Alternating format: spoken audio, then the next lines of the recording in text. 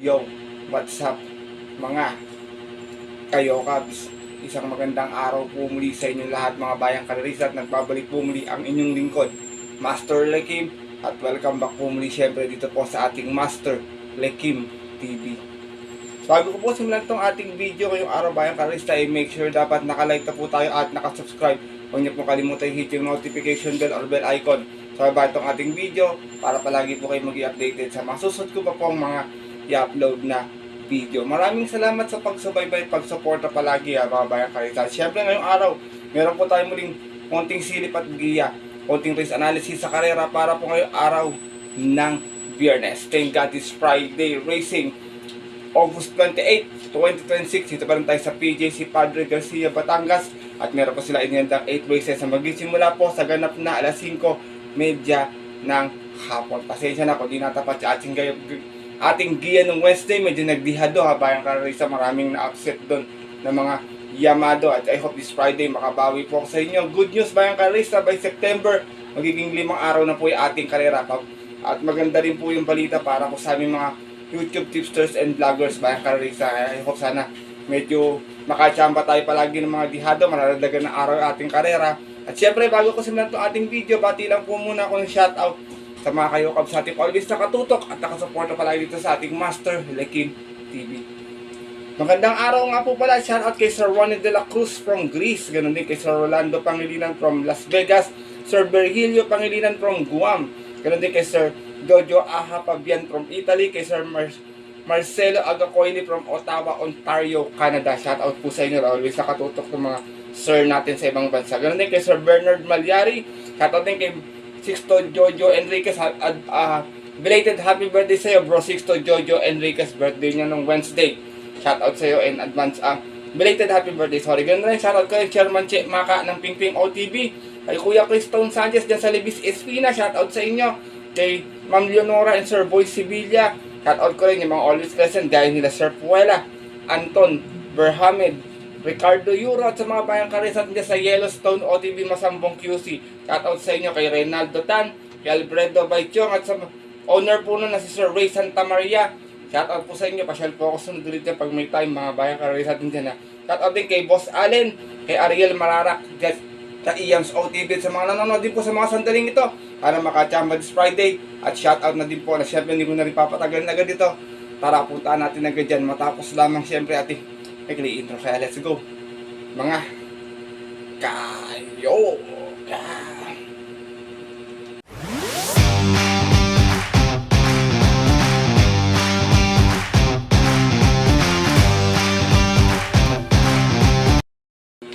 At gaya nga po ng nabanggit ko kayo sa ating intro, meron tayo 8 races ngayong araw ng Biyernes. Meron tayong dalawang pick 6 sa winner tray call, isang pick 5 at pick 4, same distance pa rin tayo 1200 meters. Medyo mahirap lineup bayang kanarista.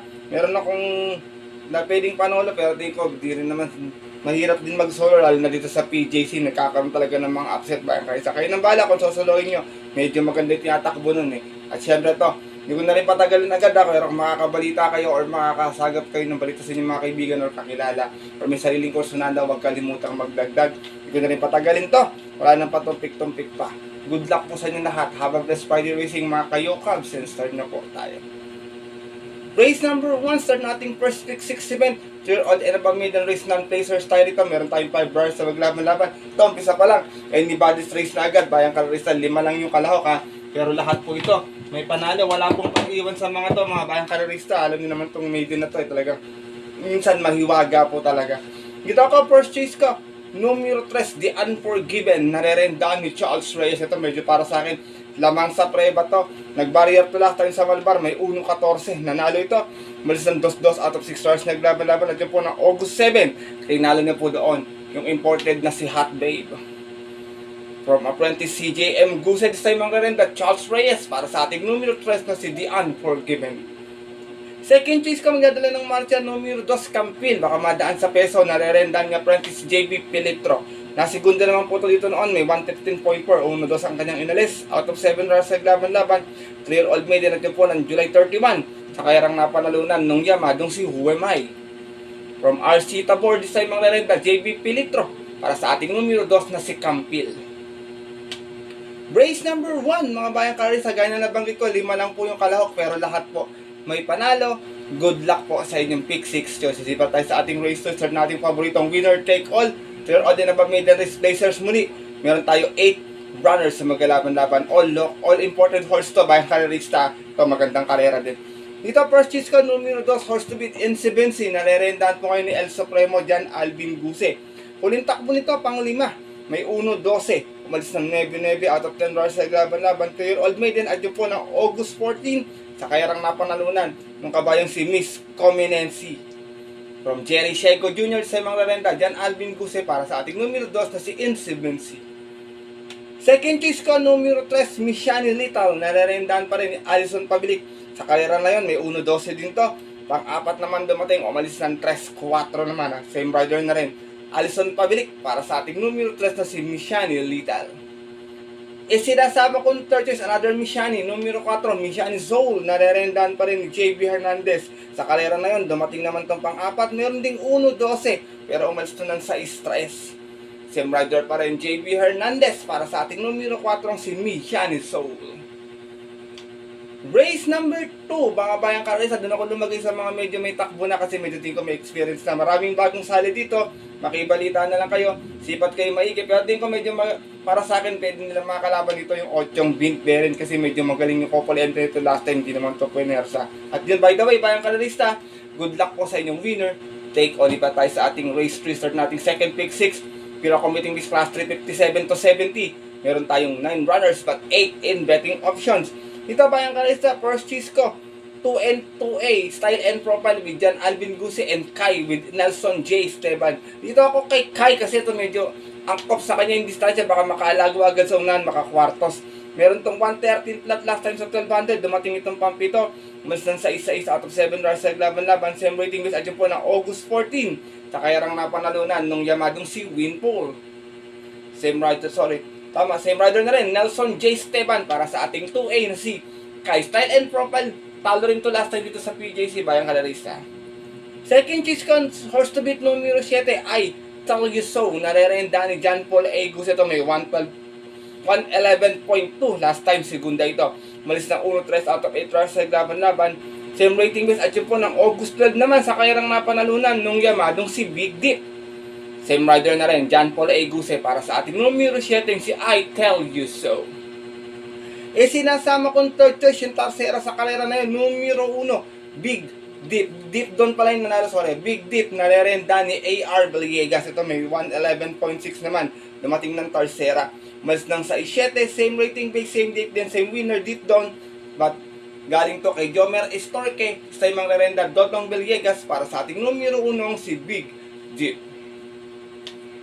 Race number 3, bayang kalarista. Tingin kong may chamba yung 3-4 na lang na yan, galing sa panalo yung 3 na yan. Baka magkomento, pero kung may kusunada pa kayo, sipat maigi ha. Hindi talaga maiwasan yung dihado dito sa PJC, bayang kalarista. At good luck po sa inyong pick 6 choices. Dapat tayo sa ating race 4, start nating pick 5. Sa itong Piro Committing List Class 5 1741, meron tayo 8 runners na magalaban-laban. Ito, bayang kalarista, first choice ko, maganda yung numero 1, Word Isn't Enough. Nare-renda ni Charles Reyes. Last run ito, pang 5. May 160 flat, umalis ng 6-3 out of 10 runs sa laban-laban. Same rating base at yun po ng August 14 sa kayarang napanalunan nung dihadong si Everlong. From JB Pilitro, this time ang nare-renda po, Charles Reyes para sa ating numero 1 si Word Isn't Enough. Second choice ko, nagbabalik pista, numero 8, Ruby Bell. Nare-renda ni CV Garganta. Ito naman, nanalo sa barrier last time, may 116.2. Malis ng 1-2 out of 2 runs sa laban-laban. At yun po ng August 12, tinalo niya po doon yung kabayong si Cats in the Cradle. Same rider na rin, CV Garganta para sa ating numero 8 si Ruby Bell. Sinasama kong third choice, numero 3, Makarit. Nare-renda ni Dodong Villegas to, galing sa mahabang pahinga. Huling takbo, 1400, segunda, may 128.6, umalis ang 2-2 out of 10 runs sa laban-laban kay San Trophy Race noong March 14, kung saan ang nanalo po doon yung dihadong si Equitem. Same rider na rin, Dodong Villegas para sa ating numero 3 na si Makarit. Race number 4, bayang kalarista, kung may masipat kayo, kayo na pong bahala magdagdag na lamang. Huwag pong kalimutan makibalita or makiramdam. Sipat maigi at good luck po sa inyong pick 5 choices. At lipat na po tayo dito sa ating race number 5. Start na ating pick for event. Pira committing this class for 40-56. Meron tayong 8 runners na maglalaban-laban.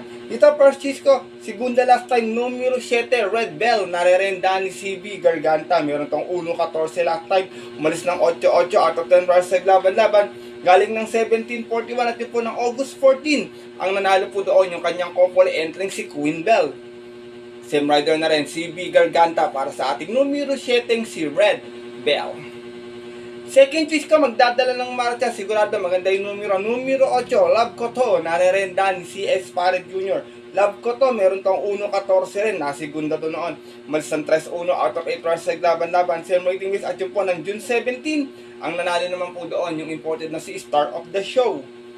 From John Alvin Guse, this time ang rerenda po si S. Pare Jr. para sa ating numero 8 si Love Ko To.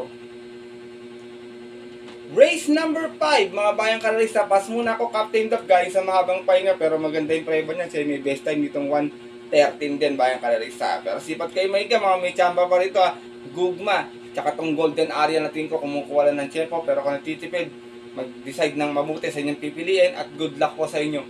Pick 4 choices. Sipa tayo sa ating race number 6. Pira committing this class pag 17:41. Meron tayo muli 8 runners sa magalaban-laban. Dito bayang karalista, ito ang aking long shot of the day ngayong araw ng Biyernes. Numero 8, Cut Pure or Cut Pure, narerendahan po ni EP na hilat. Uling takbo ni Cut Pure, may 115.4, dumating ng pang-6, umalis ng 5-7 out of 10 runners sa laban-laban. Same rating base at dyan po ng August 14 sa karerang mapanalunan ng Yamadong si Queen Bell. Same rider na rin, EP na hilat para sa ating long shot of the day na numero 8 si Cut Pure. Second choice ko, basta palaban, tingin ko malaki panalo, pwedeng iuna, pwedeng sabay agad sa harapan. Numero 1, Margo, narerenda ni Jomel Lazaro.